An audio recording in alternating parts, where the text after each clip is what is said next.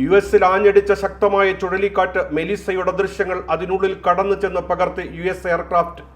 US national hurricane സെന്ററിന് വേണ്ടി ചുഴലിക്കാറ്റിന്റെ വിവരങ്ങൾ ശേഖരിക്കുന്നതിന് US വ്യോമസേനയാണ് ഉദ്യമം നടത്തിയത്.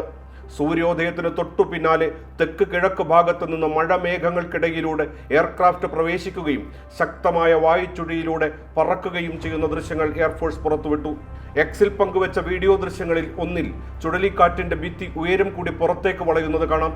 മറ്റൊരു വീഡിയോയിൽ മേഘച്ചുഴിയിൽ പ്രവേശിക്കുമ്പോൾ മിന്നൽ പിണറുകൾ ഉണ്ടാക്കുന്ന ദൃശ്യങ്ങളും സേന പങ്കുവച്ചിട്ടുണ്ട്. മണിക്കൂറിൽ 282 കിലോമീറ്റർ വേഗതയിലാണ് ചുഴലിക്കാറ്റ് വീശുന്നത്.